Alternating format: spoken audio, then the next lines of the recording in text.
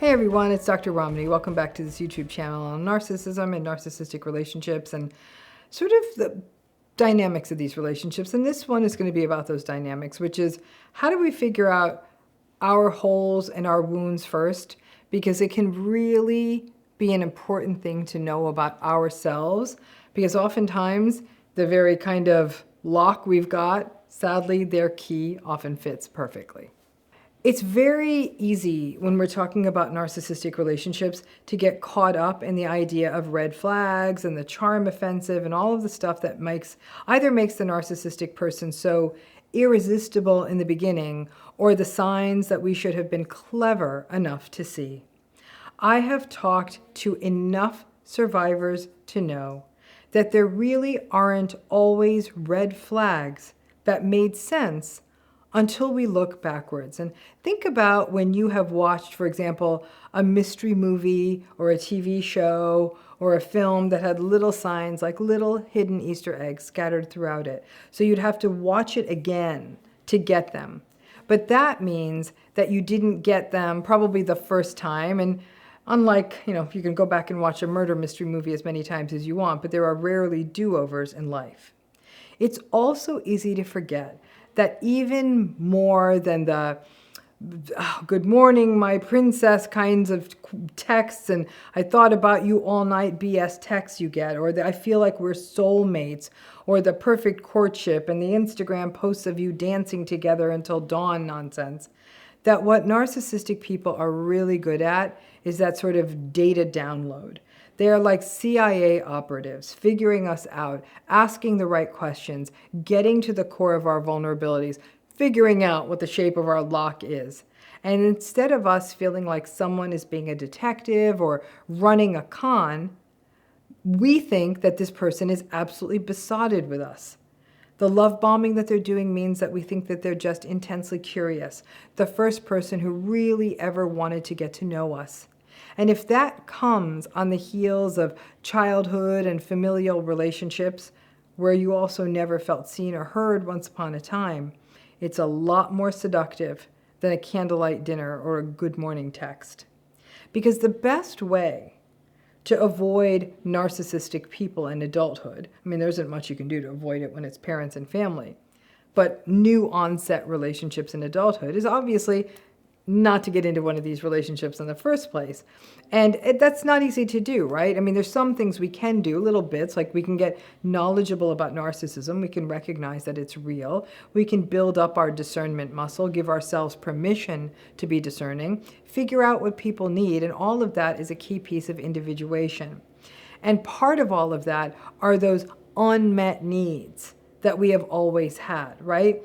If you had narcissistic parents, it's not unusual to have the deep and acute need to be really seen, heard, regarded, valued, or respected, or even held, acknowledged when you walk into a room. It can seem like if that happened, you would feel whole again. Now, if that had happened when it should have, it wouldn't be so powerful. But in the absence of that, it fosters a sort of yearning in us, right? Those unmet needs, that sort of lock, as it was little lock-shaped holes in us, key-shaped holes in us, may be a need for trust and safety, and things like money, the sense that we would be sort of physically protected and kept safe, confidence, ambition in another person. All those things may be stand-ins for that. When a person is standing in front of us, we make certain assumptions or interpretations about them. We may see the person who's talking a big game or is deeply confident. We may see them as having it together and that they know what they want and that can be experienced as safety. These superficial, shiny, narcissistic characteristics and tactics can be interpreted and experienced as us having someone sort of filling a hole, like I said, filling in that lock in us that we want filled. We all have those parts of ourselves. Think of it as a craving for food. The argument is that sometimes we crave foods that might contain a nutrient that we need, unless you're craving spicy Cheetos or Oreos, then you're on your own, because that's not about nutrients, and I definitely feel you on those cravings. But when that charm and charisma, confidence, swagger, curiosity, that it feels like exactly that they're exactly what we wanted, and that the universe has sent them to be our person. But when that feeling comes up, stop, look inward and ask yourself, what deeper issue, what deeper feeling in me, what deeper need in me is being addressed here? Because knowing that is crucial. Just for us to know, even before we meet anyone, before we descend into the possibility of a manipulative phase with somebody. And when trauma bonding kicks in and we start making excuses, it gets tricky. Love bombing works because the interaction of whatever they are selling and whatever it is that we need. That's why the same narcissistic bag of tricks doesn't work for everyone. Someone you fall hard of, a narcissistic person you fall hard for, perhaps a friend of yours would have been turned off from the very beginning. Not because your friend is smarter than you or more discerning necessarily, but because what is being delivered by the shiny new love bomber is not what they need. And vice versa.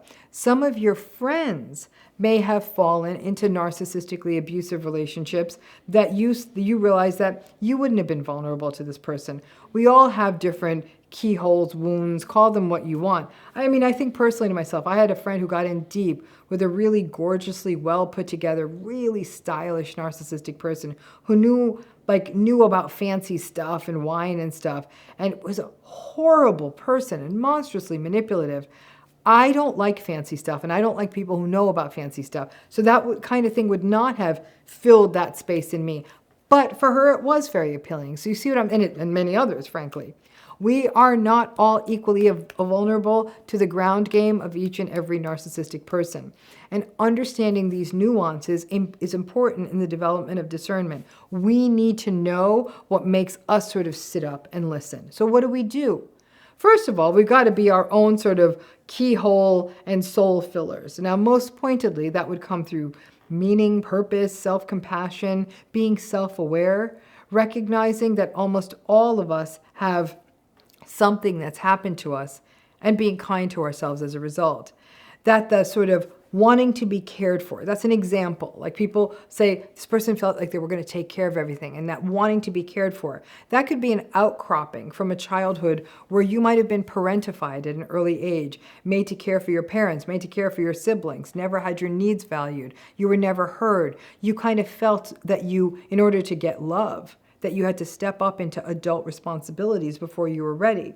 So when someone rolls around who may be financially successful or talks about a big, stable future or may have the means to take care of you, it may fill this sort of this keyhole, this need. And the healthier play is to acknowledge that need, understand where it came from, take steps within yourself, and recognize, because you know its origin story, that when someone does come around with what seems like the answers that key that fits that lock, that could bring us into potentially very trauma-bonded waters.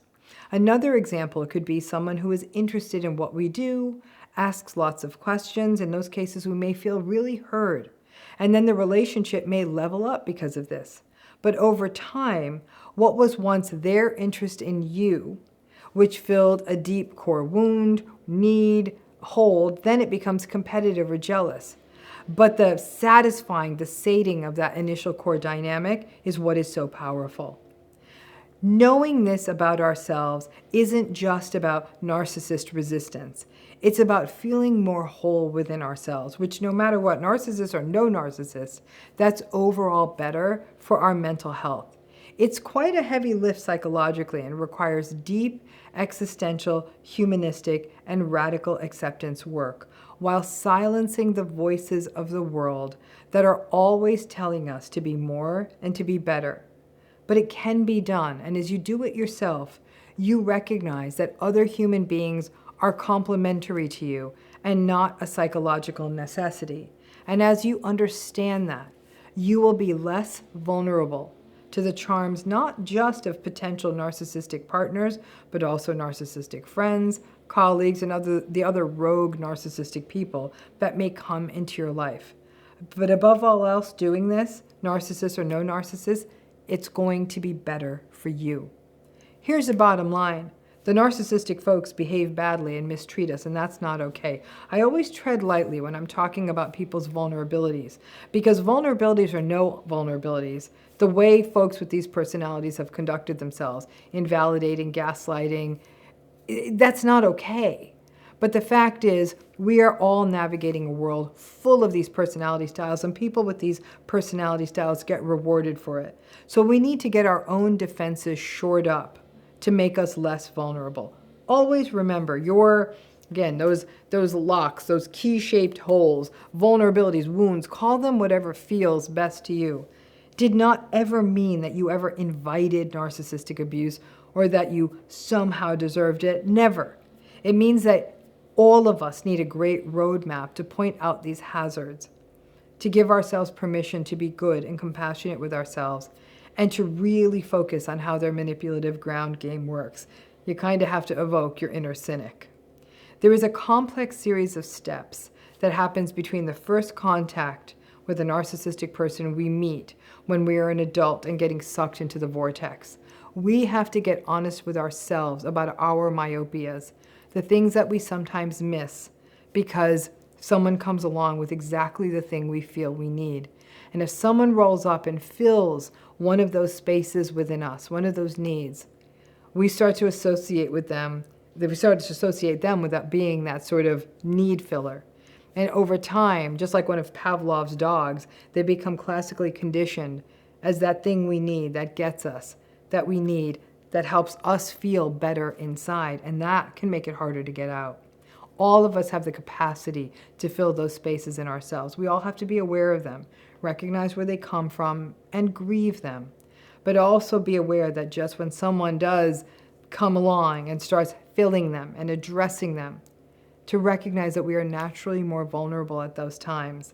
If you're lucky, this sort of person who fills these spaces in you is a good person, and then you're off to a very beautiful relationship. If you're not so lucky, then it's a narcissistic person who has figured out those holes in you and has given you exactly what you need, which makes it all the more powerful and hurtful when they take it away once they have your supply exactly where they want it. So much of what healing from narcissistic relationships are, and then as we heal and get back out in the world again, pay attention to it, is also being aware of these patterns within ourselves. The things in us that, why we might say that, the reason a ambitious person was so important was because you came from a home where you had very financially irresponsible parents. We can always sort of make sense of that. But the earlier you can make sense of that, but ideally before you make the decision on new relationships, new jobs, new friendships, can make a big difference. And above all else, remember, you have the capacity in you to be that for yourself. Never outsource the work of your soul. Thanks again.